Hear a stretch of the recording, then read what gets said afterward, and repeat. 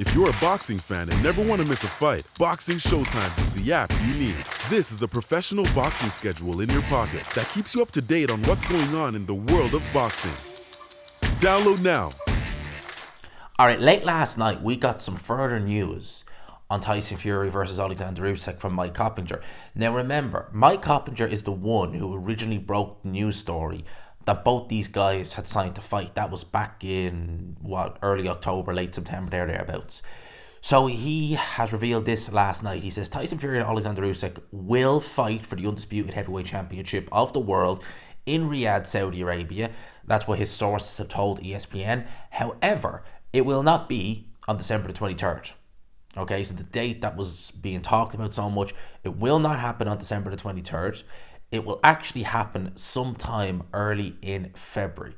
So the month of February, sometime then, that is when this fight is going to happen. It says Fury Usyk was originally planned for December the 23rd before Fury struggled in a tougher than expected win over Francis Ngannou, where he suffered 2 cuts. I'm just going to interject. He definitely had a black eye. I think it was his right eye, but cuts, I wasn't aware he had any cut there. Alright, so that fight is now pushed back to February. He also goes on to say with Fury Usyk pushed back to February 2024, this ensures yet another year where Usyk will only have one fight, unfortunately. The last time Usyk fought multiple times was 2018. That's crazy. In 2018, yeah, he fought Briedis, Gassiev and Bellew. He also goes on to say that because it's happening in February, it means, given the fact it's a two-way rematch, it virtually guarantees we're going to see Fury Usyk twice in 2024. To be expected, you know, obviously I was getting my hopes up for December the 23rd. Mike Coppinger, obviously his source was the one, well, he was the one who broke it, but obviously his sources were telling him back in early October, late September, that this fight was signed. Obviously that transpired to be true. Mike Coppinger, lately he's been good too. He's been good to go to, because when he talks about stuff and he breaks news, more often than not these days, there was a time where he was a bit touch and go, more often than not these days, he's pretty good. So February 2024, it is roughly, depending on the date, could be an extra 6 to 8 weeks after the proposed date. It does give Tyson Fury more time to recover. He didn't take a beating in there against Francis Ngannou. You know, it wasn't like he was, you know, really struggling life and death in the Gatti Ward type fight. It wasn't like that. Obviously, he got the black eye, but, you know, that's part and parcel of boxing. I mean, most fighters, even guys who win, can come off looking a bit worse for wear with, you know, shots to the face and stuff like that. It happens. So, I reckon what he's doing is he's taking this extended period of time, you know, the extra 2 months. Obviously, he's probably going to rest the next 2 weeks and then probably go into camp again and take it way more serious than he did for Francis Ngannou. What I saw on Saturday night, and I've said it once, I'll say it again, I don't think you can rectify that in camp. I think that what I was seeing on Saturday night, yeah, look, there's a combination of him being underprepared, but I think that's the body just saying enough's enough. And I think that this is some of the issues that Tyson Fury has been experiencing in camp and in fights. But the people like Dylan White, Derek Chisora, and to a lesser extent Deontay Wilder in that third fight, because Wilder, you know, his game plan was completely wrong. They weren't able to expose the limitations that are in Fury's game now. And the fact that his body is definitely slowed down, his legs are a lot slower. The Kronk style is seems to have had a shelf life on Tyson Fury now. None of those fighters were ever able to exploit it. Amazingly, it was a guy who had never boxed before in terms of professional fights, Francis Ngannou. He was able to bring it to the fore, essentially.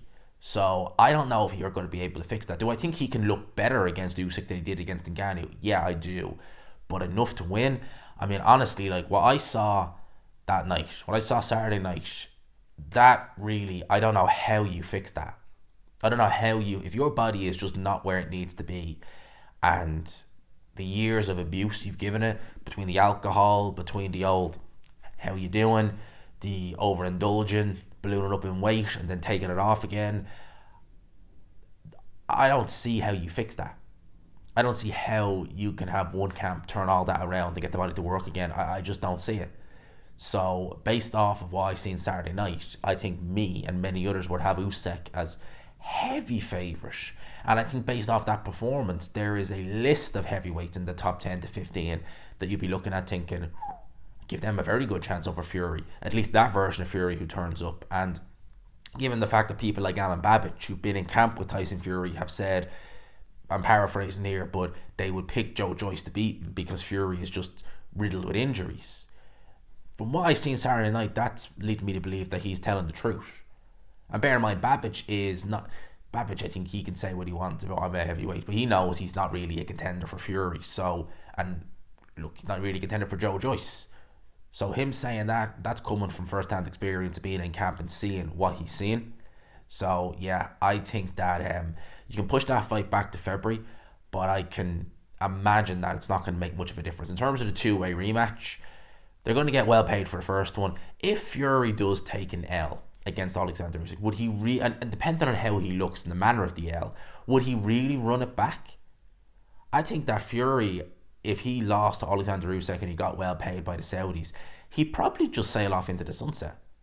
You know, and I'm sure for Usyk he'd want the rematch because, hey, it's two absolute bumper paydays. But if he loses, if Fury goes in there against Usyk, takes an L, I wouldn't necessarily be shocked if we don't see a rematch. And to be honest with you, I wouldn't necessarily be shocked if Fury loses to Usyk and both guys end up calling it a day if they don't get the rematch. Because Oleksandr Usyk has said several times, you know, even before he fought Daniel Dubois, that Fury is the only fight that he's really, I don't want to say 100% interested in, but that's the fight that is priority for him. And I think once that box is ticked and he's undisputed, there's really nothing left to do, and I suspect that's going to be what Usyk will do. So we may enjoy the time we have, because I think that come the end of next year, we may very well have two heavyweights who are staking their claim to be the best of this generation gone, retired. And then anything can happen in the heavyweight division after that. Let me know your thoughts on this in the comment section below. February 2024, do you even think we'll get that? Do you even think that we will even get that with the way things have been with this fight over the last year? I mean, there was talk of it happening in February of this year, about this time last year. Let me know in the comments. Hope you enjoyed the video, people. Smash the like button if you could. Hit subscribe, of course, if you haven't already. For now, I will leave it there. Peace.